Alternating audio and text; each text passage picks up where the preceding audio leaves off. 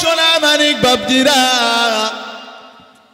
আমার ইমাম হোসাইন যদি আগে শহীদ হয়ে যেতেন, কারবালায় আর কাউকে শহীদ হতে হতো না। না না না, আমার ইমাম হোসাইন যখনই শহীদ হয়ে গেলেন, যুদ্ধটা শেষ হয়ে গেল। আগে একে একে সবাই শহীদ হয়েছে। ও ভাইয়ানেরা, কারণ আমার ইমাম কারবালার ময়দানে দাঁড়িয়ে এজিদের দুশমনদেরকে, এজিদের সৈন্যদেরকে, দুশমনদেরকে সুযোগের পর সুযোগ, সুযোগের পর সুযোগ দিয়েই গেলেন। ও এজিদের দলেরা, ও এজিদের দলেরা, ও এজিদের দলেরা, ও এজিদের সৈন্যরা, আমি গোলাম ইমাম হোসেন, আমি যে নবী পাকের নাতি, বিশ্বাস করো আমাকে শহীদ করো না, আমার গায়ে হাত দিও না। যদি আমার রক্ত জড়াও, জানো না তুমি ইসলামের ক্ষতি করে দেবে, তুমি ইসলামের ক্ষতি করে দেবে। বিশ্বাস করো ও এজিদের সৈন্যরা, আমি ইমাম হোসাইন জানি তোমাদের এখন মাথাটা গরম। দুনিয়ার লোভ, টাকার লোভ, সম্পদের লোভ, চেয়ারের লোভ, এ লোভে পড়ে গিয়ে তোমরা বেহুশ হয়ে গেছো, তোমাদের কোনো হুঁশ জ্ঞান নাই। এই লোভের মধ্যে পড়ে এই মুহূর্তে তোমরা আমি নবী বংশ, আমাকেও শহীদ করতে চলেছো। তবে শুনে রেখে দাও, আমি ইমাম হোসাইন বলি, যদি তোমাদের মধ্যে এ যুদ্ধ যদি কমাতে নাও পারো, আমি ইমাম হোসাইন তোমাদের জন্য একটা একটা করে, একটা একটা করে তোমাদের সামনে, তোমাদের সামনে আমার মুহিব্বিনদেরকে পাঠিয়ে দিলাম। বিশ্বাস করো ও এজিদের সৈন্যরা, বিশ্বাস করো তোমাদের লোভ, তোমাদের রাগটা ঠান্ডা করবার জন্য, তোমাদের তরবারির পিপাসা মেটাবার জন্য আমি হোসাইন আমার মুহিব্বিন পাঠিয়ে দিলাম, হুরবিন ইয়াজিদকে পাঠিয়ে দিলাম। যাও একে শহীদ করো, করে ঠান্ডা হয়ে যাও। আমি পাঠিয়ে দিলাম, এক একটা মুহিব্বিন পাঠিয়ে দিচ্ছি। এসো আমার নবীর সাহাবী দিলাম, এবার ঠান্ডা হয়ে যাও। ও এজিদের দলেরা, এখনো যদি না পারো, এতেও যদি শান্ত না হতে চাও, এদিকে এসো দেখো, আমি আলী আকবর দিয়ে দিলাম, যাও। আমি মোহাম্মদ কাসেমকে দিয়ে দিলাম, এবার ঠান্ডা হয়ে যাও। আমার বাচ্চাকে দিয়ে দিলাম, এবারে ঠান্ডা হও। যদি এতেও ঠান্ডা না হতে যাও, ও এজিদের দলেরা, এক কাজ করো, আমার ভাই ইমাম হাসান ওর কলিজার টুকরা কাসেমকে দিয়ে দিলাম, এবারে কমসে কম ঠান্ডা হও। এতেও কি শান্তি নয়? এক কাজ করো, আমি এখনো পর্যন্ত তোমাদের সামনে আবারও বলে দিলাম, এতেও যদি তুমি শান্ত না হতে পারো, এতেও যদি ঠান্ডা না হতে পারো, তবে শুনে রেখে দাও, আমি এদের কাছে, আমি তোমাদের কাছে হযরতে আলী শেরে খোদার বাচ্চা, আমি আমার ভাই, আমার ভাই আব্বা সালামদারকে পাঠিয়ে দিলাম, এবারে কমসে কম ঠান্ডা হও। যদি তাতেও তুমি শান্ত না, ও এদিনের সৈন্যরা, এতেও কি তোমাদের পিপাসা মেটে না? এতেও কি তোমাদের ক্ষুধা মেটে না? ও এদিনের সৈন্যরা, এখনো পিপাসা মিটল না। আবু বকর ইবনে আলীকে পাঠিয়ে দিলাম, এখনো পিপাসা মিটল না। আগা উমর ইবনে আলীকে দিলাম, এখনো পিপাসা মেটে না। ও এদিনের সৈন্যরা, এক কাজ করো, আমি ইমাম হোসেন আমার 6 মাসের বাচ্চা আলী আসগরকে দিয়ে দিলাম, এবারে কমসে কম বন্ধ করো। কেননা আমি হোসাইন, আমার দিকে আগুন তোলো না, আমার রক্তটা কমসে কম ঝরাতে এসো না। বিশ্বাস করো, আমি হোসাইন জানিয়ে দিলাম, আমি হোসাইন তোমাদেরকে বলে দিলাম, এতগুলো ব্যক্তিকে দুনিয়া থেকে শহীদ করেছো, হাজার গুনাহগার হলেও, হাজার গুনাহগার হলেও আমার নানার উম্মত ময়দানে মাহশারে আমি ইমাম হোসাইন তোমাদের জন্য সুপারিশ করেও আমি জান্নাতে দিতে পারবো। বিশ্বাস করো, আমি এরপরেও সুপারিশ করতে পারবো। কিন্তু যদি আমি হোসাইনকেও তোমরা শহীদ করে দাও, তাহলে আর আমার আল্লাহ ছাড়বে না। এ মুসলমান ভাইয়েরা, আমার মালিক তো তাই জানিয়ে দিয়েছে, ও আমার ইমানদার বান্দা বান্দিরা, ইস্তাইনু, আয় আমি আল্লাহ আমার কাছে সাহায্য চাইবি আয়, কেননা আমি আল্লাহ পাক, আমার কাছে কোনো কিছুরই অভাব নাই রে বান্দা। কি লাগবে শুধুমাত্র ইশারা করে একবার জানিয়ে দে। এ আমার বান্দা, চাওয়াটা যদি ঠিক হয়ে যায়, বান্দা তোর চাওয়াটা যদি সঠিকভাবে হতে পারে, আমি আল্লাহ পাক ওই চাওয়ার বিনিময়ে তোর হাজাতটাকে পুরা করে দেব। আরো জোরে বলুন সুবহান। ও সোনা মানিক বাপজিরা, আমার আল্লাহ পাক তো তাই জানিয়ে দিলেন, বান্দা চাইতে বলে চা। কিসের জন্য চাইবি? গোনাহ হয়ে গেছে, গোনাহ করে ফেলেছিস। তোর গোনার কথা কি একটিবার ভেবেছিলি? এতটা গোনাহ করে ফেলেছিস বান্দা, ওই গোনাহগুলো যদি দুনিয়ার মানুষের কাছে আমি আল্লাহ প্রকাশ করে দিই, ওই গোনাহগুলো যদি দুনিয়ার মানুষের সামনে আমি তুলে ধরি, তোর আখলাক, তোর চরিত্রটা যদি তোর প্রতিবেশী জানতে পারে, তোর বাড়ির লোকেরা যদি জানতে পারে, বিশ্বাস কর এমন কাজ তুই জীবনে করেছিস, ওই কাজের জন্য তোর বাড়িওয়ালা পর্যন্ত তোকে থুতু দেবে, সেও ভালোবাসতে পারবে না। এ মুসলমান ভাইয়েরা আমার, আমার আল্লাহ তাই তো জানিয়ে দিলে, বান্দারে কার কাছে জানাবি? না না না না না, আমি আল্লাহ পাক তোর এই সকল গুনাহগুলিকে আমি আড়াল করে দিয়েছি রে বান্দা। আয় আমি আল্লাহ তোদের জন্য নির্দেশনা দিয়ে দিলাম, লা তাকনাতু মির রাহমাতিল্লাহ ইন্নাল্লাহ ইয়াগফিরুয যুনুবা জামিআ ইন্নাহু হুয়াল গফুরুর রহিম। এ আমার বান্দা বান্দিরা রে, আমি আল্লাহ আমার রহমতের আশা নিয়ে আয়, আমার রহমতের দুয়ারে ফিরে আয়।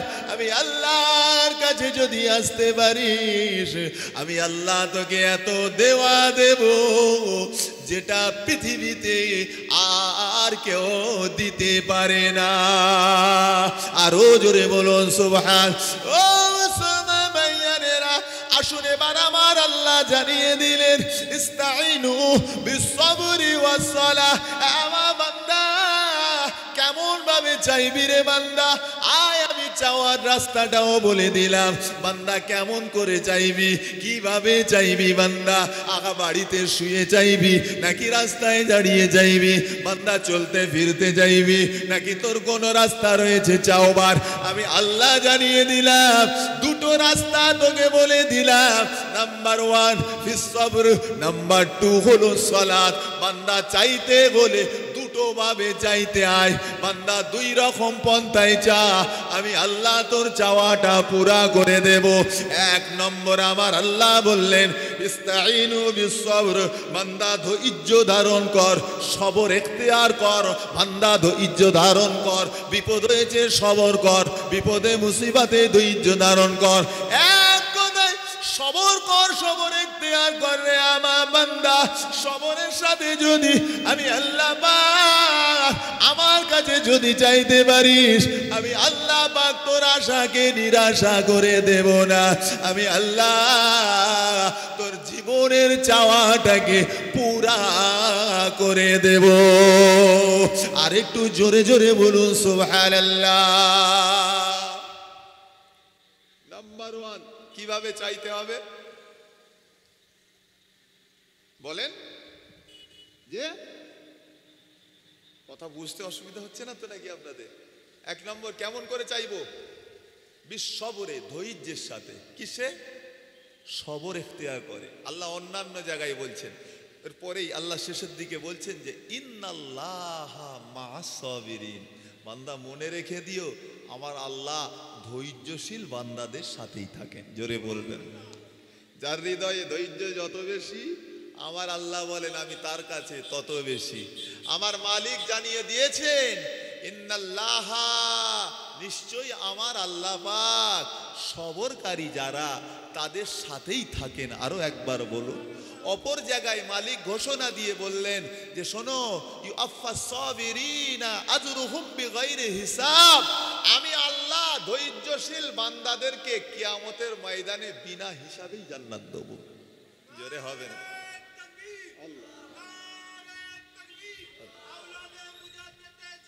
জিন্দাবাদ।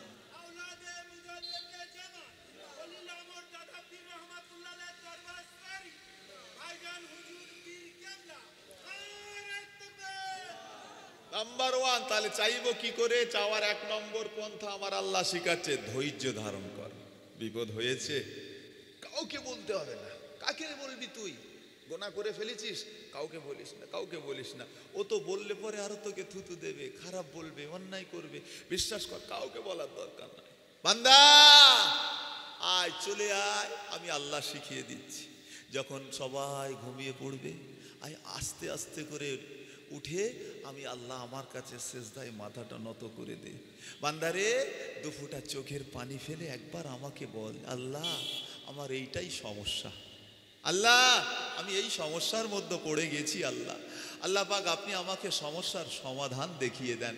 আমার মালিক বলে, ওরে আমার বান্দা, তুই যদি দুফোঁটা চোখের পানি ঝরাতে পারিস, তোর ওই চোখের পানিটা চোখের কোনা থেকে গড়িয়ে নাকের ডগায় আসতে সময় লাগবে, আমি আল্লাহ আমার দরবারে ও দোয়া কবুল হতে সময় লাগবে না। নাম্বার ওয়ান, সবরের সবক দিয়ে গেলেন আমার আল্লাহ। দ্বিতীয় নম্বরে বলছেন সালাত, নামাজের চাইতে গেলে দুটো রাস্তা, এক নম্বর ধৈর্য, দুই নম্বর নামাজ।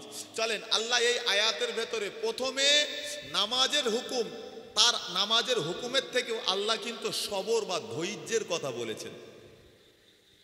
তার মানে ধৈর্যটা কিন্তু একটা মহৎ ইবাদত।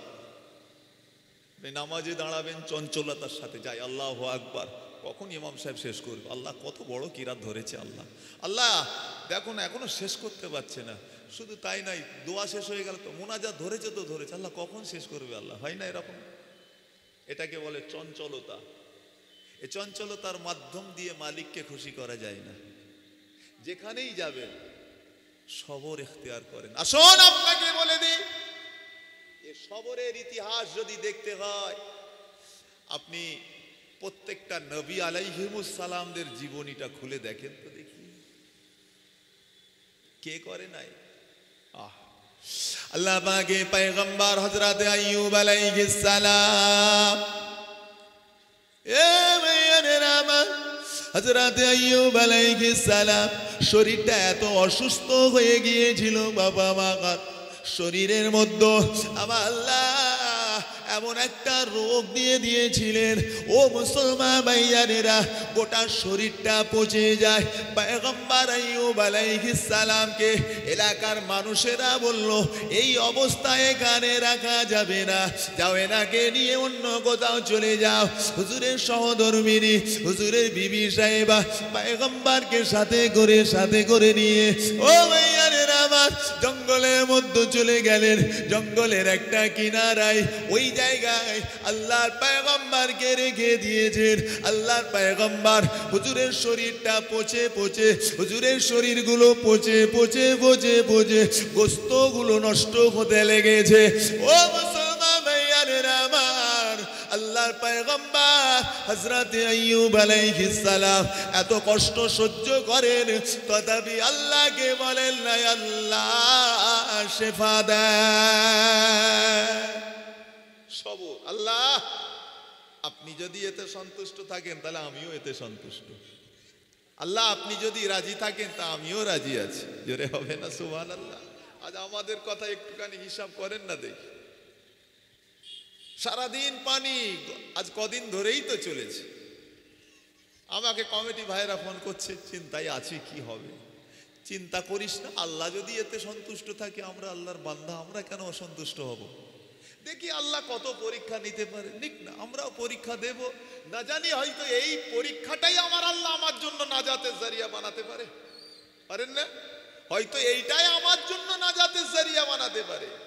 আমি তো দেখতে পাই না চোখে, আমি তো বলতেও পারবো না, আমার তো বলারও কিছুই নাই। কাকে জানাবো, কার বিরুদ্ধে কমপ্লেন করব? এটা তো দুনিয়ার কোনো নেতা, লিডার, মন্ত্রীর হাতও নেই যে বলবো তার বিরুদ্ধে। যে দিয়েছে তারই তো সব কিছু। সুতরাং হতে পারে তিনি জানিয়েছেন, তাই তানার কাছেই বলি, মালিক তুমি যদি সন্তুষ্ট হও তো আমরাও সন্তুষ্ট। তুমি যদি রাজি, আমরাও রাজি।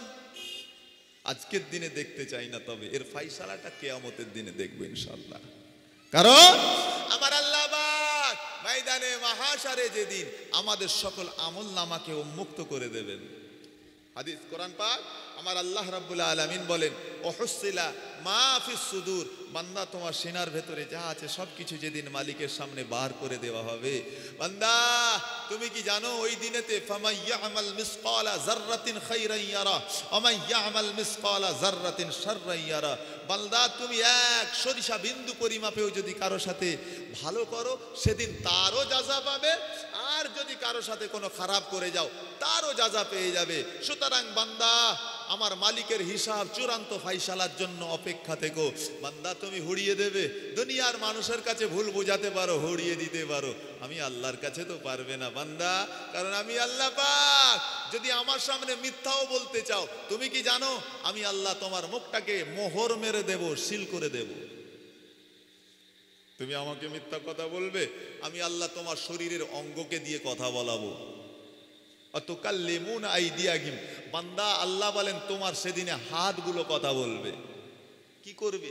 সেই তো সাক্ষী দিয়ে বলবে হ্যাঁ আল্লাহ আমি তো অমুক জায়গায় গিয়েছিলাম। হাত কথা বলবে, তোমার পা সাক্ষী দেবে। ওয়াতাশহাদু আরজুলুকুম, বান্দা তোমার পা সাক্ষী দেবে তুমি কি ভুলটা করেছিলে। সেই দিনটাই তো আমার মালিক সব হিসাব পাবেন আমল নামার ভেতর থেকে। তবে আপনার পাও এই দিনেতে দাঁড়িয়ে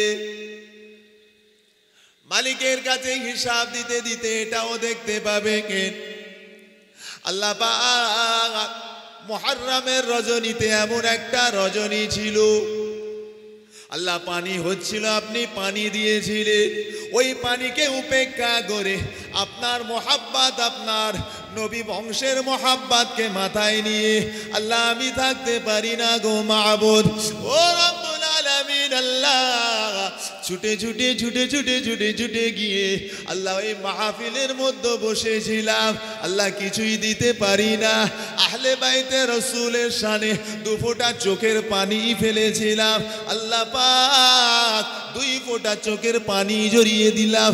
ও ভাইয়ারেরা আমার মালিক ওই দিনেতে আপনার ওই কাজটার উপরে খুশি হয়ে গিয়ে, আপনার উপরে রাজি হয়ে গিয়ে আমার আল্লাহ আপনাকে জান্নাতটা নসিব করে দেবেন। বলুন সুবহান, আরো জোরে বলুন সুবহান। জি হ্যাঁ, আমার আল্লাহ দেবে সেই দিনের জন্য। অতএব তার জন্য আপনার প্রয়োজন হলো ধৈর্য আর সবর, ঠিক না ভুল? আসুন আপনাকে ধৈর্যের পরীক্ষা দেখায়। কারবালার দিকে আমি আস্তে আস্তে নিয়ে যাচ্ছি, আপনাকে ধৈর্যের দিকে নিয়ে যাই। চলুন, কার দিকে তাকাবেন? আসুন আল্লাহ পাকের পয়গম্বর হযরতে ইব্রাহিম আলাইহিস সালাম, শুনেছেন? নাম শুনেছেন? হ্যাঁ, হযরতে ইব্রাহিম আলাইহিস সালাম। এই মুহররমের চাঁদ, এর আগের চাঁদটা কিসের চাঁদ ছিল? যে জিলহজের চাঁদ। কিসের চাঁদ? জিলহজের চাঁদ। এই জিলহজের চাঁদে হাজি সাহেবরা কাবা বাইতুল্লাহ যায় হজ পাকে, তাই তো নাকি গো? হজ করার জন্য যায়। যারা হাজি সাহেব আছেন জানেন, হজ পাকে গিয়েছেন হজ করার জন্য। ওই হজ পাকে যাওয়ার সময়তে লক্ষ্য করে দেখবেন ওই মিনা মুজদালিফায় যেতে হয়, হাজি সাহেবদেরকে আপনার কি বলে কোরবানি করতে হয়, জামারাতে পাথর মারতে হয়, হজের যা কিছু নিয়ম আছে পালন করতে হয়। ভাইজান একটু আমাকে বলবেন, কোরবানি যে দিতে হয়, এই কোরবানি বা হজের আরো অন্যান্য কিছু বিষয় রয়েছে, আমি শুধু কোরবানিটাকেই এখন তুলে ধরছি। এই কোরবানিটা কোথা থেকে আসলো বলতে পারেন? পয়গম্বর হযরতে ইব্রাহিম আলাইহিস সালাম, তিনি তিনার কলিজার টুকরা শিশু পয়গম্বর হযরতে ইসমাঈল আলাইহিস সালামকে কোরবানি দিয়েছিলেন, তাই তো নাকি ঘটনা? আচ্ছা ভাই, কতটা ধৈর্য আর সবর কলিজায় থাকলে বাপ হয়ে বেটাকে কোরবানি করতে পারে একটু বলেন তো দেখি। বাপ বেটার প্রতি দরদ, মোহাব্বত, ভালোবাসা আছে। একটা বাচ্চা যদি দুনিয়ায় না আসে, সেই বাপ মায়ের কলিজা জানে যে কি কষ্ট হয়, ঠিক না ভুল বলছি? আজ অনেকের ছেলে পুলে আছে গুরুত্ব দেয় না, যার আছে কদর নাই। বিশ্বাস করুন, কি কদর কি নিয়ামত যার আছে, যার নেই সেই বুঝতে পারে। তো যাই হোক, তো একেবারে শিশু পয়গম্বর হযরতে ইসমাঈল আলাইহিস সালামকে সাথে করে নিয়ে যাচ্ছেন বাপ হযরতে ইব্রাহিম আলাইহিস সালাম। কোথায়? মিনার ময়দানে। কিসের জন্য? না, আল্লাহ স্বপ্ন দেখিয়েছেন, ও পয়গম্বর ইব্রাহিম, তোমার সব থেকে প্রিয় জিনিসটাকে আমি আল্লাহর রাস্তায় কোরবানি করতে হবে। রাতের বেলা স্বপ্ন দেখেছেন, সকালবেলা উঠে চিন্তা করছেন যে আল্লাহ আমার প্রিয় জিনিস চেয়েছেন আমার মালিক, তো করবোটা কি? প্রিয় জিনিস বলতে কি জিনিসটাকে আমি আল্লাহর রাস্তায় কোরবানি করব। তিনি চিন্তা ভাবনা করতে করতে কেতাবে লিখেছেন যে তিনি আল্লাহর রাস্তায় উট কোরবানি করেছিলেন। কোরবানি শেষ, রাত্রিবেলা আরাম করছেন, আবারও রাত্রিবেলায় স্বপ্ন দেখছেন, ও ইব্রাহিম, তোমার সব থেকে প্রিয় জিনিসটাকে আল্লাহ চাইছেন। আবার চিন্তা করছেন, আমার প্রিয় জিনিস, আমি তো ভালোবেসে প্রিয় মহাব্বত করে উটকে কোরবানি করে দিচ্ছি, আবার কি চাইছেন? আল্লাহ আবারও কোরবানির কথা বলছেন। পুনরায় তিনি আবারও কোরবানির জন্য তৈরি হলেন, উট কোরবানি দিলেন। আমার মালিক আবারও স্বপ্ন দেখাচ্ছেন, ইব্রাহিম, তোমার সব থেকে প্রিয় জিনিস। দেখেন, আহা, আল্লাহ নবীদের এলেম একটা আলাদা, ঠিক তো? নবীদের জ্ঞান আর সাধারণ উম্মাতের জ্ঞান দুটো কি সমান হতে পারে? কোনো দিনের জন্য নয়। পয়গম্বর ইব্রাহিম আলাইহিস সালামের আর বুঝতে দেরি হলো না। পয়গম্বর ইব্রাহিম আলাইহিস সালাম বুঝে ফেললেন যে আমার আল্লাহ পাক আমার প্রিয় জিনিস বলতে আমার বাচ্চাটাকে আল্লাহর রাস্তায় কোরবানি হিসাবে চেয়েছে। আমার সন্তান শিশু ইসমাইলকে কোরবানির জন্য বলেছে। চলো, অসুবিধা নাই, আল্লাহ যদি চাই, কারণ এ তো নিয়ামত, আল্লাহর দেওয়া নিয়ামত। আমি আল্লাহ যদি চেয়ে থাকে তো আল্লাহর নিয়ামত আল্লাহর রাস্তায় দেব, আমার কি অসুবিধা আছে? যে দিয়েছে তার জিনিস সেই নিয়ে নেবে। কোরআন শরীফে আমার আল্লাহ রাব্বুল আলামিন নিজে জানিয়ে দিচ্ছেন যে শোনো, ইস্তাঈনু বিস-সাবরি ওয়াস-সালাহ ইন্নাল্লাহা মা'আস সাবিরিন ওয়ালা তাকুলু লিমান ইউকতালু ফি সাবিলিল্লাহি আমওয়াত বাল আহইয়াউ ওয়ালাকিন লা তাশউরুন। এরপরে আমার আল্লাহ বলছেন, দেখেন, ওয়ালা নাবলু ওয়ান্নাকুম বিশাইয়্যিম মিনাল খাউফি ওয়াল জুই ওয়া নাকসিম মিনাল আমওয়ালি ওয়াল আনফুসি ওয়াস সামারাত। বান্দা, আমার আল্লাহ যখন পরীক্ষা নেয়, কাউকে ভয় দেখিয়ে পরীক্ষা নেয়, ভীতি প্রদর্শন করে পরীক্ষা নেয়। মিনাল খাউফি ওয়াল জু, মানুষকে ক্ষুধার্ত রেখে পরীক্ষা নেয়। খেতে দেব না, আমার আল্লাহ খেতে না দিয়ে শুকিয়ে শুকিয়ে পরীক্ষা নেবে। মিনাল খাউফি ওয়াল জু ওয়া নাকসিম মিনাল আমওয়াল ওয়াল আনফুসি ওয়াস সামারাত। আল্লাহ বলে ধন সম্পদকে কমিয়ে দেব, তোমার কাছ থেকে জীবনকে ছিনিয়ে নেব, তোমার সন্তান দিয়েছি সন্তানকে কেড়ে নেব। আমি আল্লাহ এইভাবে ঈমানদারদেরকে পরীক্ষা নেব। হাই হাই হাই, যদি এই কঠিন পরীক্ষা আমাদের উপরে আসতো, কি গো, সামান্য পরীক্ষাগুলোকে আমরা ঠিক রাখতে পারি না। কথা বোঝেন নাই? সামান্য সামান্য পরীক্ষা আমরা ঠিক রাখতে পারি নাই। ঈমানদারদের উপরে পরীক্ষা আসে নাই, দিনের পর দিন চলেই চলেছে, চলেই চলেছে, চলেই চলেছে। বলেন না দেখি, কোথায় দীঘায় মন্দির হয়েছে, প্রসাদ পেয়েছেন? কথা বোঝে না, আসে না? বাড়ি বাড়ি নাকি রেশনে রেশনে এখন প্রসাদ পৌঁছাচ্ছে, এখানে তো নয়। ঈমানদারদের পরীক্ষা, কত মুসলমানের বাচ্চা জিব্বা বার করে দিয়ে আগিয়ে দিচ্ছে, আছে। যদি এরা না নেয় তো ওরা দেবে কেন? ও মুসলমান, তোমার ইমানটা আজ কোথায় গেল? প্রসাদ তো দূরের কথা, ওলা আমাদেরকে একবার জিজ্ঞাসা করবে ওই জায়গাটা তোমার জন্য কতটা শরীয়ত সম্মত রয়েছে। একবার শুধু জিজ্ঞাসা করবে যে ওটা মুসলমান তোমার জন্য কতটা শরীয়ত সম্মত, আর তুমি করছোটা কি? ছি ছি ছি ছি। আল্লাহ আমাদেরকে শুভ বুদ্ধি দেন, বলুন আল্লাহুম্মা আমিন। আমার ভাইজানেরা, আল্লাহ রাব্বুল আলামিন তাই বলেন, বান্দারে আমি এইভাবে পরীক্ষা নেব। শুধু তোদেরকে বলে নয়, পয়গম্বরদেরকেও ছাড়ি না, পয়গম্বরদেরকেও ছাড়ি না। মুসলমান ঘরের ছেলেমেয়েরা, বারা তরুণেরা, এই যুবকেরা, আমার আল্লাহ পাক হযরতে ইব্রাহিম আলাইহিস সালামকে যখন স্বপ্নখানা দেখিয়ে দিলেন, শিশু পয়গম্বর ইসমাঈল আলাইহিস সালামকে নিয়ে হযরতে ইব্রাহিম আলাইহিস সালাম হযরতে হাজেরা আলাইহাস সালামকে শোনাতে লেগেছেন, ও বিবি হাজেরা, আমার বাচ্চা ইসমাঈলকে একটু সাজিয়ে দাও, আমি একটু বেড়াতে নিয়ে যাব, বাচ্চাকে একটু সাজিয়ে দাও। কারণ মায়ের কাছে যদি বাচ্চার কোরবানির কথা শোনায়, কোনো মা তো মেনে নেবে না। ঠিক তো না ভুল বলছি? কোনো মা তো মেনে নেবে না। তাই যদি মায়ের সামনে বলি, মায়ের কাছে বাচ্চাকে নিয়ে যাচ্ছি কুরবানি দিতে, বললে কেউ মেনে নেবে? তারপরেও সেই মা, যেই মা ছোট্ট থেকে অনেক কষ্ট করে বাচ্চাকে লালন করেছে। পয়গম্বর ইসমাইল আলাইহিস সালামের কষ্টটা কি কম ছিল? কম ছিল? হযরতে হাজেরা আলাইহিস সালাম শিশু পয়গম্বরকে নিয়ে যখন হযরত ইব্রাহিম আলাইহিস সালাম চলে গেলেন, রেখে দিয়ে মরুভূমির মাঝখানে, মা বাচ্চাকে কোলে করে নিয়ে আরাম করছেন, না কিছু অল্প কিছু খাবার, খাবার শেষ, বাচ্চা রোনাজারি করে, বাচ্চাকে যে খাওয়াবো পান করাবো পানিটুকুও নাই। ঘটনা জানেন? আহা, শিশু পয়গম্বর ইসমাইল আলাইহিস সালাম রোনাজারি করছেন, কাঁদছেন ক্ষুধার যন্ত্রণায়। মা তো সহ্য করছে না, একবার সাফা পাহাড়ে দৌড়াই, একবার মারওয়া পাহাড়ে দৌড়াই, একবার সাফা পাহাড়ে দৌড়াই, একবার মারওয়া পাহাড়ে দৌড়াই। আল্লাহকে বলে, আল্লাহ আমার বাচ্চার পানির পিপাসা লেগেছে, আল্লাহ বাচ্চা আমার মারা যাবে, আল্লাহ তৃষ্ণার্থ, যদি আল্লাহ এই সময় যদি পিপাসা না মিটাতে পারি, আল্লাহ আমার বাচ্চা মারা যাবে। আমি দেবো কি আমি আমার বাচ্চাকে? আমার বুকের মধ্যে সেরকম দুধও নাই যে আমি তাকে দিয়ে দেবো, কিন্তু আমি আমার বাচ্চাকে কিছু না খেতে দিলে আমার বাচ্চা হয়তো আর বাঁচবে না, মারা যাবে। ছুটোছুটি করেন, একবার এই পাহাড়, একবার ওই পাহাড়, একবার এই পাহাড়, একবার ওই পাহাড়।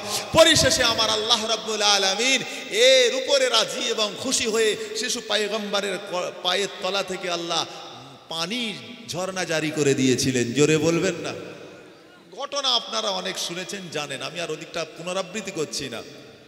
তো এরপরে আল্লাহ যখন অত নিয়ামত দিয়েছেন, সেই এত কষ্ট করে রাখা সন্তানটাকে বাপ যদি বলে দাও কোরবানিতে নিয়ে যাবো, ছেড়ে দেবে?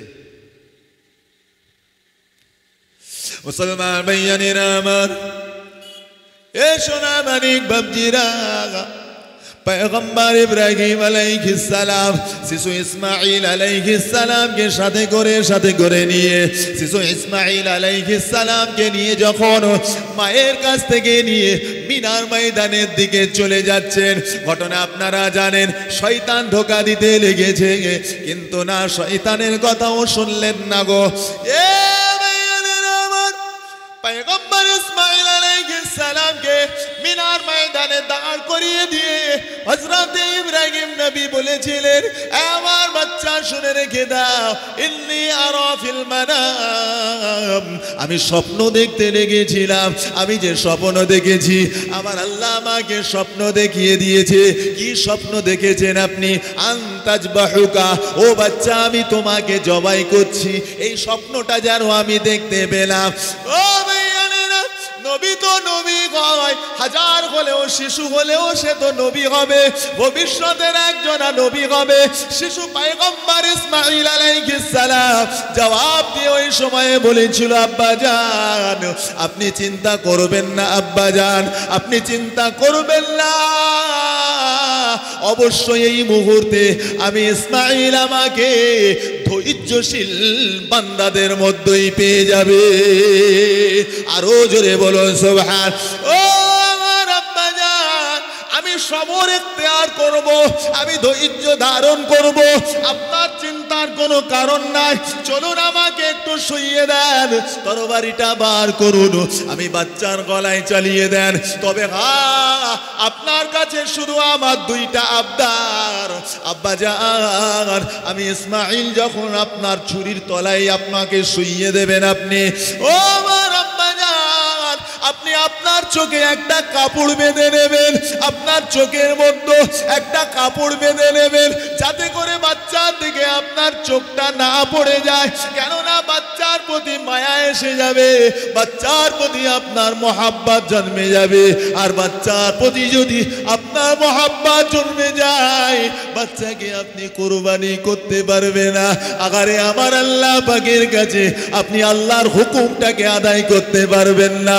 ও আমার আব্বা জান, তাই তো আমি শিশু ইসমাইল আপনাকে শিখিয়ে দিলাম, আপনার চোখের মধ্যে আপনি পটি বেঁধে নেন, একটা কাপড় বেঁধে নেন, আমি ইসমাইল শুয়ে যাব, আমার গলার উপর দিয়ে আপনি ছুরিটা চালিয়ে দেবেন।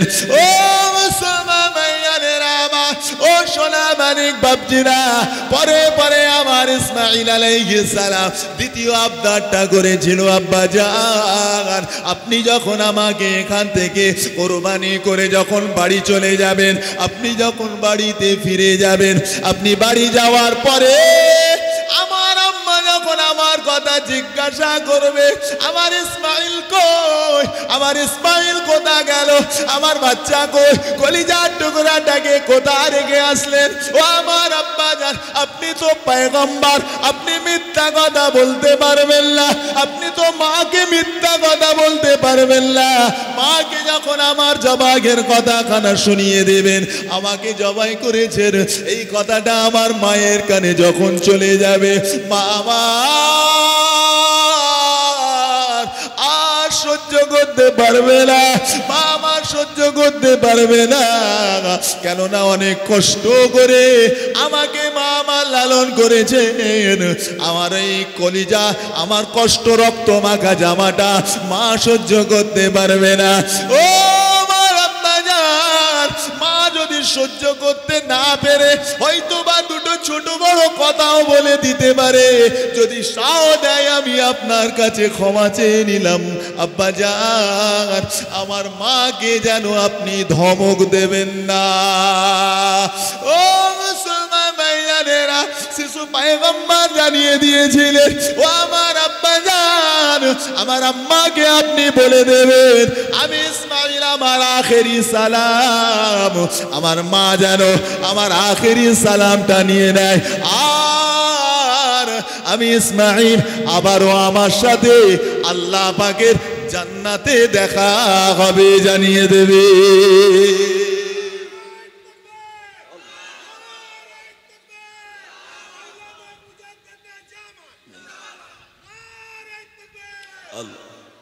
আমার ভাইজানেরা, ধৈর্য সবর কাকে বলে দেখেন, নিজের বাচ্চাকে পর্যন্ত কোরবানি করার জন্য কোনো রকম হাত প্রকম্পিত হয় নাই। ঘটনা আমরা জানি যে যদিও পরে পরেই আল্লাহর হুকুম হয়েছিল, বাচ্চা কোরবানি হয় নাই, কোরবানি হয়েছিল একটা কি দুম্বা, একটা পশু কুরবানি হয়েছিল, দুম্বা। আচ্ছা ভাই, দুম্বা কুরবানি হয়েছে এটা আমাদের কাছে কিছু মনে হচ্ছে না, কিন্তু ওই সময় ইব্রাহিম নবী কি জানতো যে আমার ছুরির তলায় দুম্বা আছে? ইব্রাহিম নবী জানতো যে আমার ছুরির তলায় দুম্বা আছে? ওনার তো চোখ বাঁধা। উনি কি জানেন? আমি দুম্বা কোরবানি করছি না, আমি আমার বাচ্চার গলায় কোরবানি চালাচ্ছি, ছুরি চালাচ্ছি। জি হ্যাঁ, ইব্রাহিম নবী জানেন যে হ্যাঁ আমার ছুরির তলায় দুম্বা নাই, তিনি জানেন যে আমার ছুরির তলায় ইসমাঈল রয়েছে, চালিয়ে দিচ্ছেন। আমার মালিক পাঠিয়ে দিলেন তাড়াতাড়ি, জিবরাইল যাও আমার ইব্রাহিমের ছুরি চলবার আগে আগে ওখান জান্নাত থেকে তুমি পশু নিয়ে গিয়ে শুইয়ে দাও। এটাকে বলা হয় রেজা এ রাব্বি, আল্লাহর রেজামন্দি, আল্লাহর খুশির জন্য, আল্লাহর মহাব্বত অর্জনের জন্য নিজের ত্যাগ এবং ধৈর্য সবর ইখতিয়ার করা। চলেন, ওদিন হযরত ইব্রাহিম আলাইহিস সালাম সবরের পরীক্ষা দিয়েছিলেন, তবে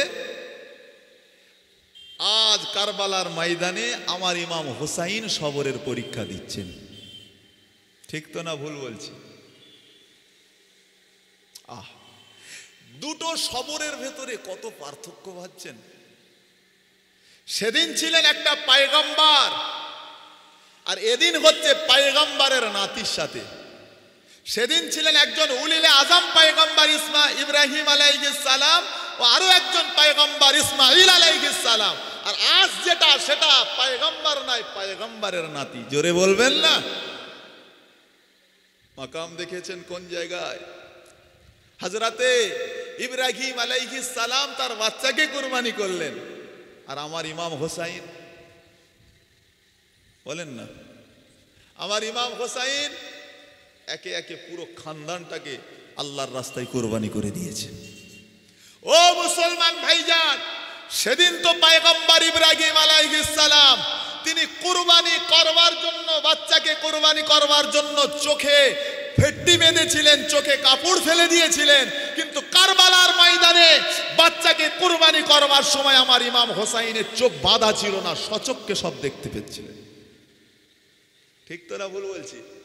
সব দেখছেন, সব দেখছেন, সব। সেদিন ইব্রাহিম আলাইহিস সালাম জানতো না যে আমার ছুরির তলায় পশু আছে, আমার বাচ্চা নাই। কিন্তু আজ ইমামে হুসাইন জানেন যে হ্যাঁ, আমার বাচ্চাকে আমি পাঠাচ্ছি জেহাদের ময়দানে, আমার বাচ্চা আর জিন্দা আমি হুসাইনের কোলে ফিরবে না। পার্থক্য বোঝেন? ইমাম হুসাইন সাইয়্যিদা শাবাবি আহলিল জান্নাহ, জান্নাতি যুবকদের সরদার। হায় হায়, এমনি আল্লাহ মাকাম দেয় নাই ভাই। কোন উচিত, কোন দরকারই ছিল না আমার ইমাম হোসাইনের কারবালা পর্যন্ত যাওয়া। বাড়িতেই বসে থাকতো, সব কিছু আদায় হয়ে যেত। বিশ্বাস করুন, সব আদায় করে নিতে। শুধুমাত্র নানা জানের উম্মাতকে কি করে বাঁচানো যাবে। এজন্য আপনাদেরকে একটা ছোট্ট প্রশ্ন করে দিই। এজিদের দুশ্মনী ছিল আমার ইমামের সাথে, তাই তো না? ভুল বলছি?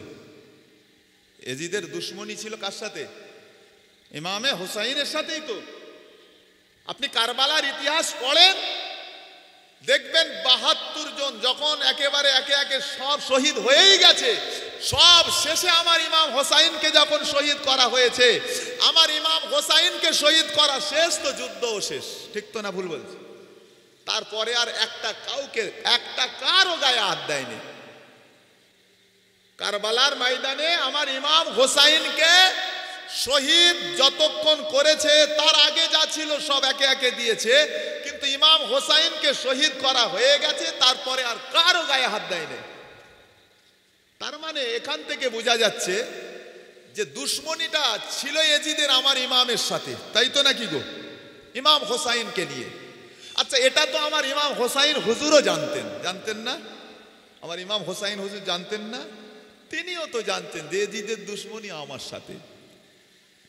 বিশ্বাস করুন, ইমাম হোসাইন হুজুর যখন কারবালার ময়দানে পৌঁছে গেছেন, সেই সময়েতে ইমাম হোসাইনকে গিয়ে যখন ঘিরে ফেলছেন হুর বিন ইয়াজিদ, ওই সময়তে আমার ইমাম তার কাছে প্রস্তাব দিয়েছিল, দেখো আমাকে সুযোগ দাও যে আমি যেন এখান থেকে ফিরে চলে যেতে পারি, আমি যুদ্ধ চাই না।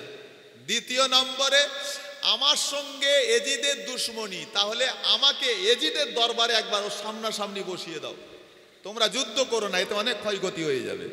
তৃতীয় নম্বর, তোমরা যদি এটাও না মানো, তাহলে এক কাজ করো, আমার জন্য রাস্তা ছেড়ে দাও, আমার চোখ যেদিকে যায় আমি চলে যাব, কিন্তু আমি যুদ্ধ চাই না। ক্ষয়ক্ষতি, যুদ্ধ হয়ে যাক, এটা আমি চাই না, আমাকে ছেড়ে দাও। হুর বিন ইয়াজিদ সে দেখলো যে এত সুন্দর প্রস্তাব, এর থেকে ভালো প্রস্তাব আর কি হতে পারে? এত ভালো মানুষটাকে কেন ইয়াজিদ হত্যা করতে চাইছে? যে মানুষটা যুদ্ধ চায় না, রক্ত চায় না, কারো কোনো লড়াই চায় না, ঝগড়া চায় না, ইয়াজিদ কেন ওই মানুষটাকে হত্যা করতে চাইছে? হুর বিন ইয়াজিদ, ইয়াজিদের যিনি সেপাহ সালার হয়ে এসেছেন, তিনি তথাপি ইমাম হোসাইনকে বলছেন, হুজুর কি করব, প্রেসার রয়েছে, এখন আপনি বলেন। কিছু করার নাই, কারণ রাজদরবার থেকে বারবার অর্ডার আসছে আপনার বায়াত নিতে, আপনি যেন এজিদকে মেনে নেন, যেন আপনি এজিদকে গ্রহণ করে নেন, এজন্যই প্রেসার আসছে, আপনাকে মেনে নিতেই হবে। আমার ইমাম বলছেন, ওইটা আমি পারবো না। কেন রে? আমার ইমাম শুধু এতটুকুই বললেন যে আমি ওইটা পারবো না, কারণ যে এজিদের প্রশংসা, যে এজিদের বায়াত, যে এজিদকে তুমি আমাকে লিডার হিসাবে, নেতা হিসাবে মানার কথা বলতে এসেছো, ওই এজিদের জীবনী কি তুমি জানো? আমি বললাম আল্লাহর নবীর বংশধর, সুতরাং আমি একজন আল্লাহর নবীর নাতি হয়ে ওই রকম একজন মদখোর, জুয়ারু, তাড়িখোর, নেশাখোর, নারীর সঙ্গে মানে ঘোরাফেরা, লম্পট, চরিত্রহীন একজনা দুশ্চরিত্র মানুষকে আমি কি করে মেনে নিতে পারি? সুতরাং এটা আমি পারবো না। এইটা বাদ দিয়ে তুমি যা বলো বলবে, আমার কোনো অসুবিধা নাই, কারণ এজিদ যদি ও ভালো মানুষ হতো, এর ভেতরে এই খারাপিগুলো না থাকতো, তাহলে অবশ্যই আমি ইমাম হোসাইন মেনে নিতাম। ঠিকই তো তাই। আমার ইমাম হাসান হুজুরও তো ঠিক সেইভাবেই হযরতে আমিরে মুআবিয়া হুজুরকে মেনে নিয়েছিলেন, কিন্তু তো ঝঞ্ঝট করেন নাই, ঝামেলা করেন নাই। আমার ইমানদার ভাইজান ও বাপজানেরা আমার, আমার সোনার মানিক বাবাজিরা, আজ আপনারাও এখানে বসে আছেন। আসুন, শুধু মুহররমের ওয়াজ শুনে গেলেই হবে না। মুহররমের ওয়াজ হচ্ছে উম্মতের কাছে একটা বড় শিক্ষা। খোদার কসম, উম্মতের জন্য একটা বড় শিক্ষা। হে উম্মত, মুহররমের এই 10 তারিখের ঘটনা থেকে তথা কারবালার ময়দান থেকে শিক্ষা নিয়ে নাও।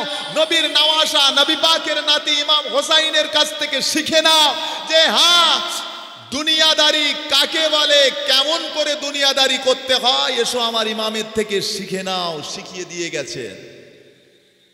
যে কারণে হযরতে খাজা গরিবে নওয়া হুজুর বলেছিলেন, শাহ আস্ত হুসাইন বাদশাহ আস্ত হুসাইন।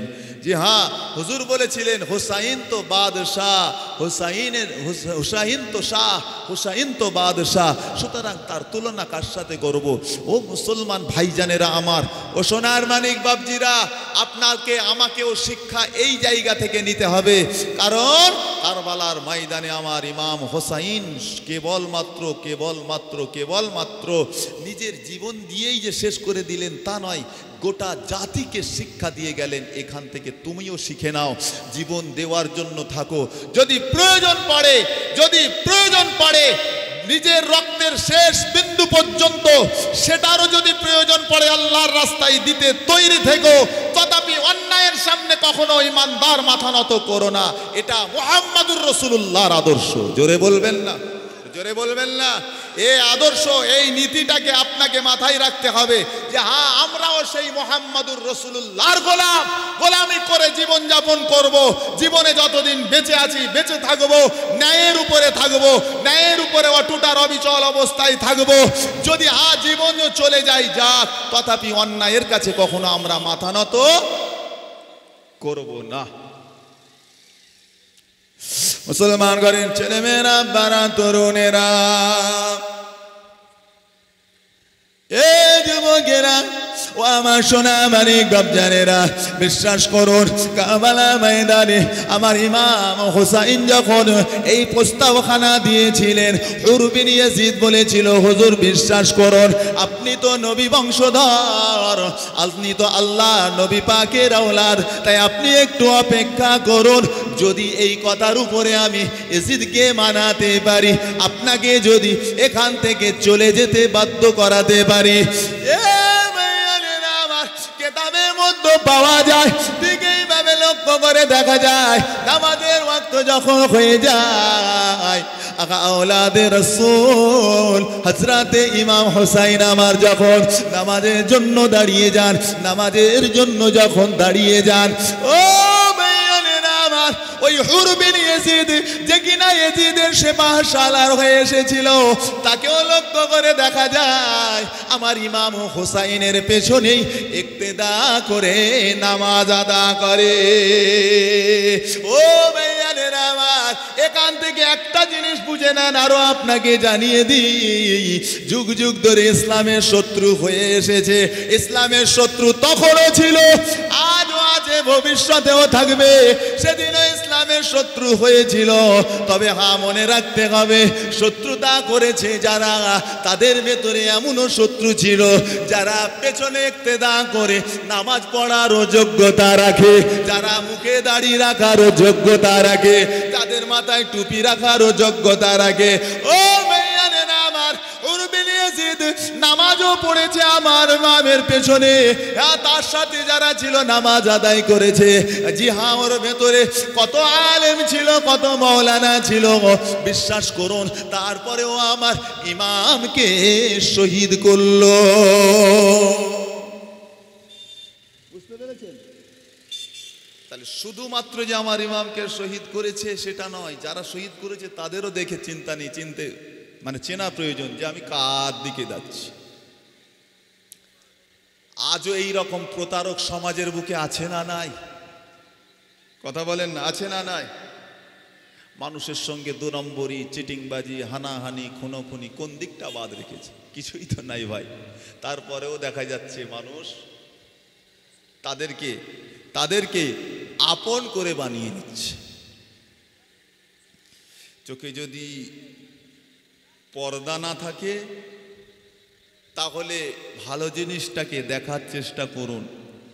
আর যদি মনে করে যে আমি চোখে পর্দা ফেলে দিলাম, ছানি পড়ে গেছে, ও জিনিস আর দেখতে পাবো না, তাহলে হয় ইমানের তরবারি দিয়ে চোখের ছানিটাকে পরিষ্কার করে আসুন, দেখবেন পৃথিবীটা কত সুন্দর রঙিন। মুসলমান ঘরের ভাইজানেরা আমার, ও সোনা মানিক বাপজিরা, উরুবে ইয়াজিদ ইমামের পেছনে ইক্তেদা করে নামাজ আদা করেন। একদিন আদা করে নিলেন, পরদিন সকাল হয়ে যায়, আবারও নামাজ আদা করছেন। আমার ইমাম বলেন, তুমি না আমাকে মারার জন্য এসেছো, এখন তো আমাকেই ইমাম হিসাবে তুমি মেনে নিচ্ছ, কি ব্যাপার? ওই সময়তে উরু বিন ইয়াজিদ বলেছিল, বিশ্বাস করুন আমি আপনাকে হত্যা করতে আসি না, কি করব, ইয়াজিদের পেশার এসে গিয়েছে, তাই তো আপনার পর্যন্ত চলে এসেছি। হুজুর বিশ্বাস করুন, আমি চাই, আপনি তো নবী বংশের সন্তান, তাই আমিও চাই যেন আপনি এখান থেকে ভালোভাবে বাড়ি চলে যেতে পারেন।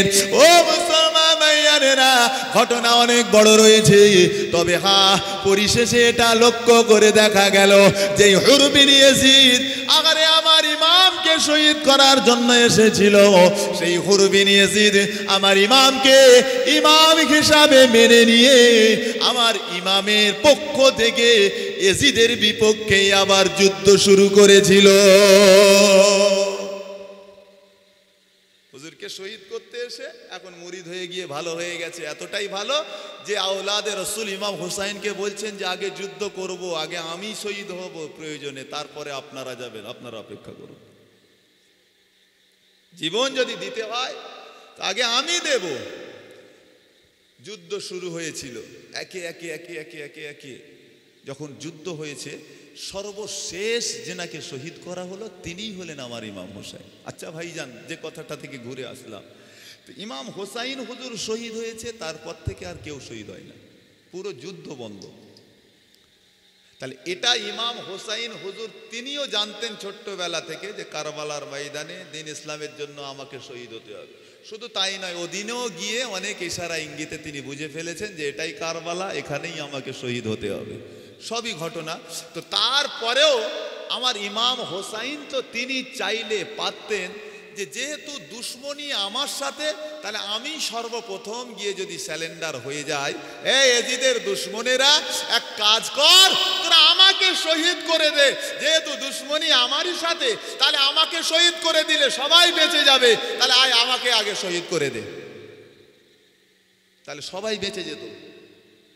ঠিক না ভুল বলছি? যদি ইমাম হোসাইন আগে শহীদ হয়ে যেতেন তাহলে তো বাকিদের আর কারো গায়ে হাত দিতে হতো না, সবাই বেঁচে যেত, বিশ্বাস করুন, কারণ দুশ্মনীটা আমার ইমাম হোসাইনকে নিয়েই তো। তথাপি আমার ইমাম হোসাইন কেন আগে শহীদ হলেন না? প্রশ্ন জাগে, কোনোদিন জেগেছে মাথার উপরে যে সত্যি যদি এটাই হবে তো আমার ইমাম হোসেন কেন আগে শহীদ হলেন না? আগে এতগুলো জান, তাদেরকে আগে কেন পাঠালেন শহীদ হওয়ার জন্য? কারণ কি জানেন? কারণ হলো এতটুকুই যে আমার ইমাম তো ইমাম, আমার ইমাম কে দেখতে হবে? তো মুহাম্মাদুর রাসূলুল্লাহর নাতি। জোরে বলবেন না? আর একটু জোরে হবে না? আর একটু জোরে বলেন, কোন মুহাম্মাদুর রাসূলুল্লাহ। ও ভাইয়াদের আমার, মক্কার মানুষেরা যে নবীর উপরে অত্যাচার করেছিল, যে নবীকে জানে মেরে দেবে, রাসূলুল্লাহকে দুনিয়া থেকে সরিয়ে দেবে, এই মক্কার মানুষদের অত্যাচারে অতিষ্ঠ হয়ে আমার আল্লাহ পাক আমার নবী পাককে হিজরত করে মদিনা মুনাওয়ারায় পাঠিয়ে দিয়েছিলেন। ও ভাইয়াদের আমার, মদিনা শরীফে আল্লাহর হাবিব চলে গেলেন, মদিনা শরীফে ওই জায়গায় গিয়ে বসবাস করেন। কিছুদিন পরে আল্লাহ নবী সাহাবীদেরকে সাথে করে নিয়ে আবারও মক্কায় প্রবেশ করেছিলেন, তাই তো নাকি? সাহাবী হুজুরদেরকে সাথে করে নিয়ে মক্কা শরীফে প্রবেশ করে গেলেন। ও ভাইয়ারা আমার, মক্কা শরীফে মানুষেরা হযরতে মুহাম্মদুর রাসূলুল্লাহ সাল্লাল্লাহু আলাইহি ওয়াসাল্লামের আগমন কানা যখনই শুনতে পেয়েছেন মক্কার মানুষেরা ভয়ে থরথর করে কাঁপে যে মুহাম্মদকে আমরা অত্যাচার করেছিলাম, মারবার প্ল্যান করেছিলাম, আর সেই মুহাম্মদ সৈন্য নিয়ে মক্কায় আসতে লেগেছে। ও মুসলমান ভাইয়ানেরা, নবী আমার দয়া নবী মক্কা শরীফে গেলেন। মক্কা শরীফে গিয়ে কাবা বাইতুল্লাহ চত্বরে দাঁড়িয়ে গিয়ে আল্লাহ নবী মক্কাবাসীর উদ্দেশ্যে আওয়াজ দিয়ে বলেছিলেন, ও মক্কাবাসীরা, আজকে দিনে কোনো প্রতিশোধের দিন নয় গো। ও মক্কাবাসীরা শুনে রেখে দাও, লা তাশরিবা আলাইকাল ইয়াউম, আজ কোনো প্রতিশোধ হবে না। আমি মুহাম্মাদুর রাসূলুল্লাহ অতীতের কথা সব ভুলে গেলাম। আমি রাসূলুল্লাহ তোমাদের সকলকে আল্লাহর রাস্তায় ক্ষমা করে দিলাম। আরো জোরে বলো সুবহান, আরো জোরে বলো সুবহান। ও মুসলমান ভাইয়ানেরা, যে নবী আমার এত চরম শত্রুদেরকেও ক্ষমা করে দিলেন, যে রাসূলুল্লাহ এমন একজন নবী ইহুদি আমার নবীর গলায় গামছা দিয়ে পেঁচিয়ে ধরেছেন, আমার নবী দয়া নবী তাকেও ক্ষমা করে দিয়েছেন। আমার রাসূল দয়া নবী আমার জীবনে প্রতিশোধ কি জিনিস নেন নাই গো। ও মুসলমান ভাইয়ানেরা, আজ সেই নবীর নাতি হযরতে ইমাম হাসান আর হুসাইন, বিশ্বাস করুন দুজনার ইতিহাসই খুলে দেখবেন। ইমাম হাসান যেদিন শহীদ হয়ে যায়, ইমাম হুসাইন দাঁড়িয়ে রয়েছে। ও বড় ভাইজান, বলেন না কে আপনাকে বিষ পান করালো, কে আপনার এই হালাতটা করে দিল? ভাইজান যদি একটু শোনাতেন। ও মুসলমান ভাইয়ানেরা, হযরতে ইমাম হাসান জবাবখানা দিয়ে বলেছিলেন, ও ছোট ভাই ইমাম হুসাইন, বিশ্বাস করো আমি তো জানি না ভাই, তবে একজনের প্রতি সন্দেহ হয়। আমি তো জানি না ভাই, তবে সন্দেহ হয়, একজনের প্রতি সন্দেহ হয়। কে আমাকে বিষ খাইয়েছে আমি চিনি না, তবে সন্দেহ হয়। আমার ইমাম হুসাইন বলেছিল, ও আমার বড় ভাইজান, ও হযরতে ইমাম হাসান, কার উপরে সন্দেহ হয় একবার নামটা যদি আমাকে জানাতেন। ও মুসলমান ভাইয়ানেরা, হযরতে ইমাম হাসান হুজুর ওই সময়েতে ইমাম হুসাইনকে জানিয়ে দিয়েছিলেন, ছোট ভাই ও হযরতে ইমাম হুসাইন, বিশ্বাস করো নানা জানের রেগে যাওয়া দিন, নানা জানের রেগে যাওয়া শরীয়ত, নানা জানের রেগে যাওয়া ইসলাম, এই ইসলামের উপরে কোনো সন্দেহ করে কাউকে ফয়সালা দেওয়া যায় না। সুতরাং সন্দেহ করে কারো উপরে ফয়সালা করে দেবে, এটা শরীয়ত নয়, এটা ইসলাম নয়, এটা দ্বীন নয়। তাই তো আমি জানিয়ে দিলাম, আজ যদি আমি তোমাকে সন্দেহর নামটা জানিয়ে দিয়ে যাই, না জানি যদি তিনি নাও হয়, কিয়ামতের দিন আমি হুসাইন, আমি হাসান যে আমার মালিকের কাছে দায়ী হয়ে যাব। চিন্তা করেছেন? আমি নাম বলবো সন্দেহ করে, এটা তো চলবে না। এটা মুহাম্মাদুর রাসূলুল্লাহ রেখে যাওয়া দিন নয়। আমরা করি, কথা বুঝতে পারেন না? আমরা করি। এই বল কার কার উপরে তো সন্দেহ হয়, এটা বিভিন্ন রকম রঙে বিভিন্ন কালারে চলে। কে কে আছে বল, ব্যবস্থা আমরা করে নেব। ঠিক না ভুল বলছি গো? সন্দেহ আমাদের চলে তো মারাত্মক ভাবে। তুমি না নবীর উম্মতের দাবি করো, হ্যাঁ? কেমন উম্মত? তোমার নবী তো এটা পছন্দ করেন নাই কোনো দিনের জন্য, এই আদেশ ইসলামে দিয়ে যায় না যে হ্যাঁ। এজন্যই তো আমি বলি বারবার, বিশ্বাস করো এটা দ্বীন ইসলাম, এটা শরিয়াত, এটা তোমার বাবা খেলের সম্পত্তি নয়। যা ইচ্ছা তাই মনে করবে এটা নিয়ে, এটা নয়। আমি হতে পারি বড়ই মহাপুরুষ, কোটিপতি, আরবপতি, লাখপতি, আমায় থাকতে পারে আপনার কোনো আইডেন্টিটি, আপনার কোনো পরিচয় বা পরিচিতি।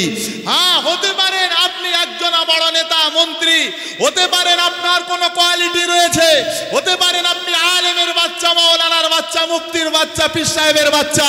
মনে রেখে দেবেন এটা শরিয়াত, এটা কারো বাবা খেলের সম্পত্তি নয়। ইসলাম চলবে একমাত্র রসুল্লাহ থিওরিতে। কথা বলেন না ঠিক না ভুল বললাম? কারো কারো তোয়াজ করে ইসলাম চলে নাই। মানতে হয় তো মানুন, মানার মতো মানুন। ইসলাম শিখবেন, আদর্শ শিখুন, মুহাম্মাদুর রাসূলুল্লাহর আদর্শ কেমন আগে থেকে জেনে নিন, বেছে নিন। যেই হোক না কেন আছে তোমার কাছে, এসো। কারবালার ময়দানে ইমাম হোসাইন সেদিনে মানেন নাই, আজ আপনি কেন মানবেন? বোঝেন নাই? সেদিন তো আপনার ইমাম মানে না, সেদিন তো ইমাম হোসাইন তিনি যদি মেনে নিতেই পারতেন তাহলে তো ইমাম হোসাইন শহীদ হতেন নাই, তাহলে তো আহলে বাইতে রাসূলকে কারবালার ময়দানে যেতে হতো না। খবরদার, বেশি চালাকি জিনিসটা শরিয়াতে ভালো নয়, মাথায় রাখবেন। চলেন যে কথা বলছিলাম, একবার দরুদ শরীফ আল্লাহ।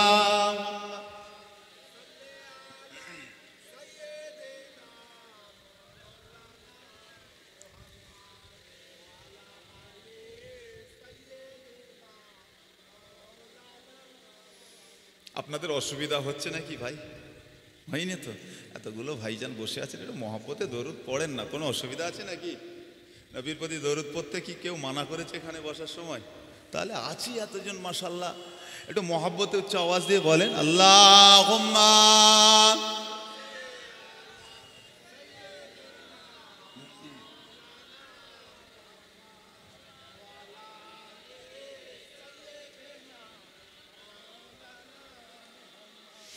जिनकी तारीफ, जिनकी तारीफ खुद रब काबा करे,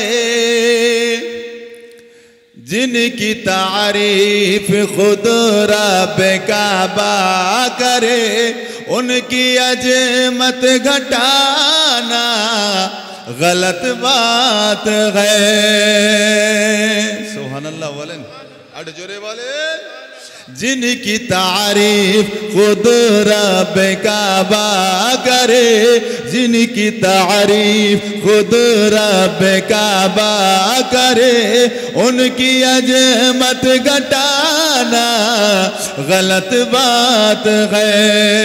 जिनको कुरान,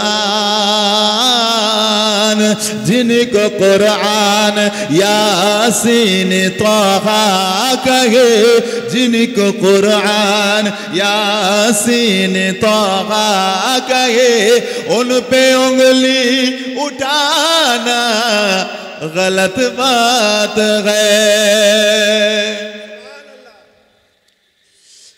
चाँद से खूबसूरत रुखे मुस्तफा,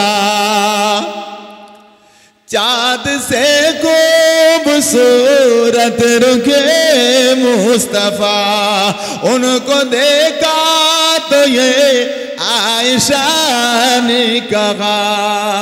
चाँद से खूबसूरत रुखे मुस्तफा, उनको देखा तो ये आयशा ने कहा। तौबा तौबा तौबा तौबा, उनके चाँद जैसा कहो। तौबा तौबा उनके चाँद जैसा कहो। चाँद जैसा बताना गलत बात है। जिनको कुरान यासीन तोहा कहे, उन पे उंगली उठाना गलत बात है। अल्लाह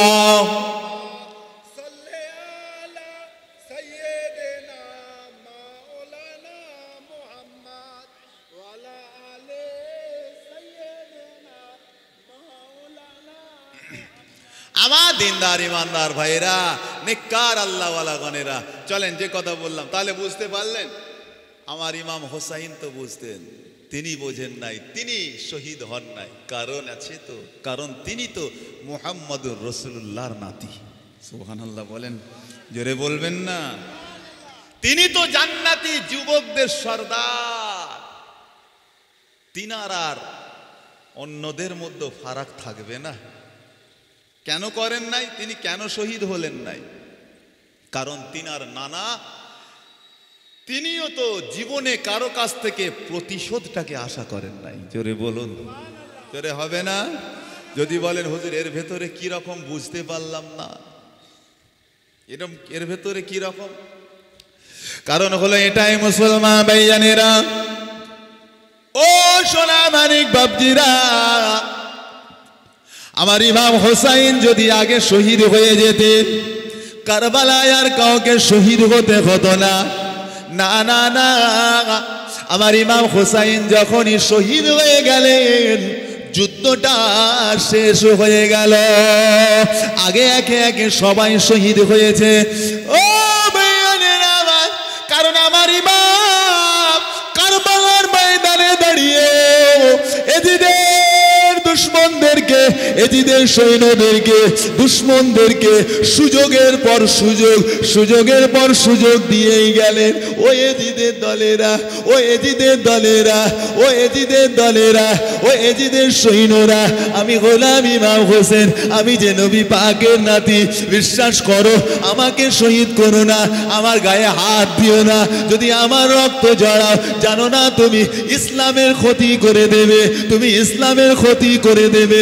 বিশ্বাস করো ও এজিদের সৈন্যরা, আমি ইমাম হোসেন জানি তোমাদের এখন মাথাটা গরম। দুনিয়ার লোভ, টাকার লোভ, সম্পদের লোভ, চেয়ারের লোভ, এ লোভে পড়ে গিয়ে তোমরা বেহুশ হয়ে গেছো, তোমাদের কোনো হুঁশ জ্ঞান নাই। এই লোভের মধ্যে পড়ে এই মুহূর্তে তোমরা আমি নবী বংশ, আমাকেও শহীদ করতে চলেছো।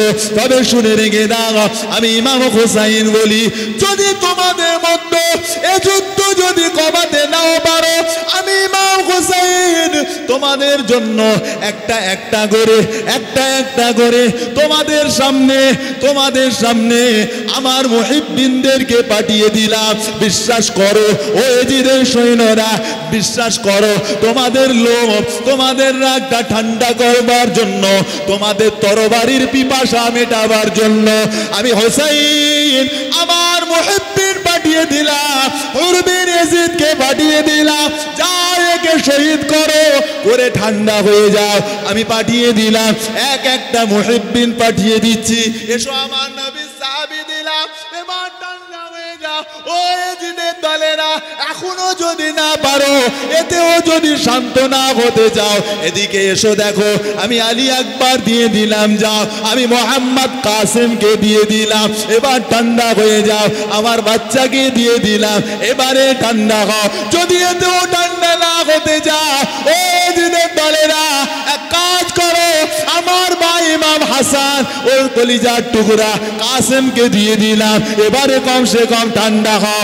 এতেও কি শান্তি নয়? এক কাজ করো, আমি এখনো পর্যন্ত তোমাদের সামনে আবারও বলে দিলাম, এতেও যদি তুমি শান্ত না হতে পারো, এতেও যদি ঠান্ডা না হতে পারো, তবে শুনে রেখে দাও, আমি এদের কাছে, আমি তোমাদের কাছে হযরতে আলী শেরে খোদার বাচ্চা, আমি আমার ভাই আব্বা সালামদারকে পাঠিয়ে দিলাম, এবারে কমসে কম ঠান্ডা হও। যদি তাতেও তুমি শান্ত না, ও এদিনের সৈন্যরা, এতেও কি তোমাদের পিপাসা মেটে না? এতেও কি তোমাদের ক্ষুধা মেটে না? ও এদিনের সৈন্যরা, এখনো পিপাসা মিটল না। আবু বকর ইবনে আলীকে পাঠিয়ে দিলাম, এখনো পিপাসা মিটল না। আগা উমর ইবনে আলীকে দিলাম, এখনো পিপাসা মেটে না। ও এদিনের সৈন্যরা, এক কাজ করো, আমি ইমাম হোসেন আমার 6 মাসের বাচ্চা আলী আসগরকে দিয়ে দিলাম, এবারে কমসে কম বন্ধ করো। কেননা আমি হোসাইন, আমার দিকে আগুন তোলো না, আমার রক্তটা কমসে কম ঝরাতে এসো না। বিশ্বাস করো, আমি হোসাইন জানিয়ে দিলাম, আমি হোসাইন তোমাদেরকে বলে দিলাম, এতগুলো ব্যক্তিকে দুনিয়া থেকে শহীদ করেছো, হাজার গুনাহগার হলেও, হাজার গুনাহগার হলেও আমার নানার উম্মত ময়দানে মাহশরে আমি ইমাম হুসাইন তোমাদের জন্য সুপারিশ করেও আমি জান্নাতে দিতে পারবো। বিশ্বাস করো আমি এরপরেও সুপারিশ করতে পারবো, কিন্তু যদি আমি হুসাইনকেও তোমরা শহীদ করে দাও তাহলে আর আমার আল্লাহ ছাড়বে না। বুঝে আসছে? একে একে সবাইকে দিয়েছি, এদেরকে নিয়ে কমসে কম শান্ত হয়ে যাও। যদি এটা হয়, এটা হচ্ছে কাতলে মোমেন হবে। আর কাতলে মোমেন যদি হয়ে যায়, কাতলে মোমেন হলে আমি হুসাইন বলছি আমি পারবো ইনশাআল্লাহ সুপারিশ করতে ওই দিনেতে। জোরে হবে না? আমার নানা সুপারিশ করবে। আর আমি ইমাম হুসাইনকে যেদিন তুমি শহীদ করবে, এটার কাতলে মোমেনে থাকবে না, এটা কাতলে দিন হয়ে যাবে। সুতরাং এই জায়গায় আসতে যেও না, এটা যদি করতে যাও তাহলে ধরা পড়ে যাবে।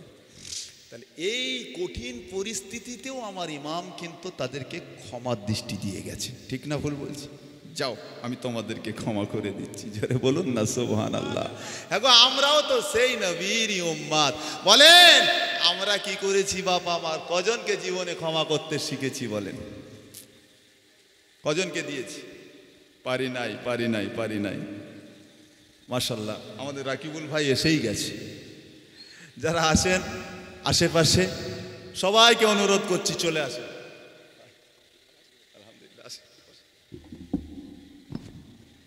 কথা বুঝে আসলো? আমি শেষ করে দেবো এক্ষুনি। তাহলে এরপরে আপনারা বলেন এই শুহাদায়ে কারবালা বা আমার নবী পাক সাল্লাল্লাহু তাআলা আলাইহি ওয়াসাল্লামের আওলাদের এই যে ত্যাগ, এর বিনিময় থেকে কি আমাদের কিছু ব্রেনে আসবে? আমরা কি নিজের বাস্তব জীবনে কিছু আনতে পারবো বলে মনে হয়? আনা উচিত কি উচিত নয় বলেন না? এরপরেও এখনো যদি আমরা আনাড়ি জীবনযাপন করে বেড়াই, যা হচ্ছে হবে, হাল যা চলছে চলুক না, কি আছে দেখা যাবে। খবরদার, হিসাব দিয়ে শেষ করতে পারবো না। মুসলমান ভাই জানেরা আমার, সোনার চার সোনার মানিক বাপ জানেরা, আসুন আপনাদের কাছে তাই শেষবারের মতন অনুরোধ, আমার রেখে যাওয়া কোরআন পাকের আয়াত যেটা বলেছিলাম, তাহলে আল্লাহর কাছে সাহায্য চাইতে হবে। কার কাছে? জোরে বলেন। আল্লাহর কাছে চাইতে হবে। চাওয়ার দুটো রাস্তা আমার আল্লাহ বললেন। প্রথম নম্বর আমার ইমাম হোসাইন দেখিয়েছেন, প্রথম নম্বর হযরতে ইব্রাহিম আলাইহিস সালাম দেখিয়েছেন, প্রথম নম্বর হযরতে ইসমাঈল আলাইহিস সালাম দেখিয়ে দিলেন, প্রথম নম্বর আল্লাহর পয়গম্বর নূহ আলাইহিস সালাম দেখিয়েছেন, প্রথম নম্বরটা আল্লাহর পয়গম্বর হযরতে আইয়ুব আলাইহিস সালাম দেখিয়েছেন, প্রথম নম্বর হযরতে আদম আলাইহিস সালাম দেখিয়েছেন, প্রথম নম্বর এক কথায় সকল আম্বিয়া আলাইহিমুস সালামরা দেখিয়ে দিয়েছেন। আসুন না সেই পন্থাটাই আল্লাহ আমাদেরকেও বলছেন, ইস্তাইনু বিসসবর। আমি আল্লাহ তোমাদেরকে বলছি চাইও, আমার কাছে চাও। আর চাওয়ার প্রথম পন্থা হলো বিসসবর, ধৈর্যের সাথে। জোরে বলবেন, জোরে বলেন। দ্বিতীয় নম্বর যেটা, এই প্রথম নম্বর সবর কারবালার ময়দানে আমার ইমাম হোসাইনও দেখিয়ে দিয়ে গেছে। জি হ্যাঁ, চলেন দ্বিতীয় নম্বরটা আমার আল্লাহ আবারও বললেন, তারপরে পরেই তোমাকে আরো জানাচ্ছি, বিসসবরে ওয়াস সালাত, নামাজ নামাজ নামাজ নামাজ। আমার ভাইজান শুধু ওয়াজ দিলেই চলবে না। আমার কমিটির যুবক ভাই যারা যারা আছেন এই কমিটির সাথে আমি তাদের কাছে অনুরোধ করব, আহলে বাইতে রাসূলের শানে মাহফিল করব, নামাজ পড়ব না। এই আহলে বাইতে নবীর শানে নামাজ, এই ওয়াজ করব, জলসা দেব, মাহফিল লাগাবো, এত কিছু করব, আর হুজুরদেরকে নিয়ে আসবো, অথচ আমরা বেনামাজি নামাজ পড়বো না। এটা কোনোদিন হতে পারে না। বিশ্বাস করুন, আহলে বাইতে রাসূলের প্রধান আদর্শ রাসূলুল্লাহর নওয়াসা কারবালার ময়দানে যখন শহীদ হয়েছেন, কিতাবটা খুলে দেখুন, উলামায়ে কিরামদেরকে জিজ্ঞাসা করবেন যে হ্যাঁ, শেরে খোদার বাচ্চা সাইয়েদনা হযরতে ইমামে হুসাইন যখন কারবালায় যুদ্ধ করছিলেন, বেঈমান বেদিনদের বিরুদ্ধে এমন ভাবে যুদ্ধ করছেন, কারো সাহস হয় নাই আমার ইমামের সামনে দাঁড়াবে। কারণ ইমামের সামনে যেই আসছে তরবারির আগায় জাহান্নামার কীট, জাহান্নামার পোকা আল্লাহ তাকে বানিয়ে দিচ্ছেন ইমাম হোসাইনের তরবারি। এইভাবে একের পর এক শহীদ করেই দিয়েছে, একের পর এক জাহান্নামায় পাঠিয়ে দিয়ে পরিশেষে আমার ইমাম হোসাইন আজানের সময় হয়ে গেছে, নামাজের সময়, নামাজের জন্য দাঁড়িয়ে গেছেন। বিশ্বাস করুন এজিদের দলেরা পাশ থেকে দেখে বলছেন ইমাম হোসাইনকে থামাও।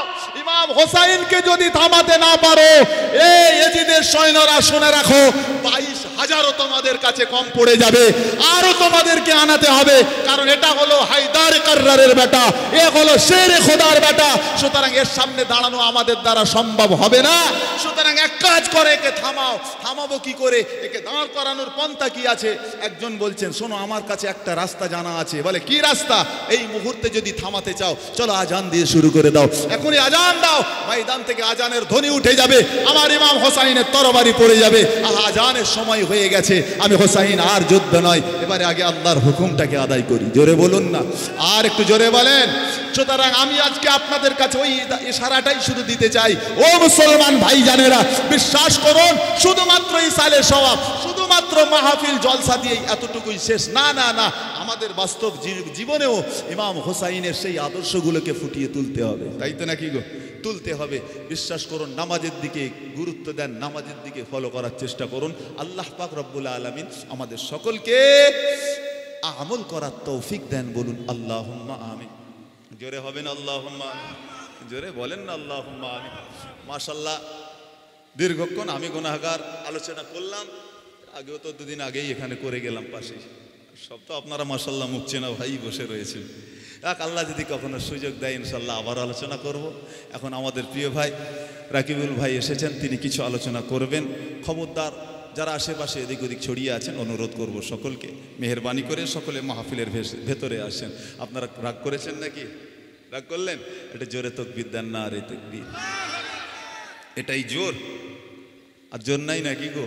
এটা উচ্চ আওয়াজ দিয়ে বলেন না, না আরে তাকবীর, না আরে তাকবীর, নারে তাকবীর, নারে রিসালা, নারে রিসালা। আহলে সুন্নাতুল জামাত, আহলে সুন্নাতুল জামাত, সিলসিলায়ে হক মুজাদ্দিদ জামান, সিলসিলায়ে হক মুজাদ্দিদ জামান। নারে তাকবীর, নারে তাকবীর। মাশাআল্লাহ, বিদায় নিলাম। দোয়া রাখবেন আমার জন্য, আমিও দোয়া করি সকলের জন্য। ওয়া আখির দাওয়ানা আনিল হামদুলিল্লাহি রাব্বিল আলামিন। আসসালামু আলাইকুম।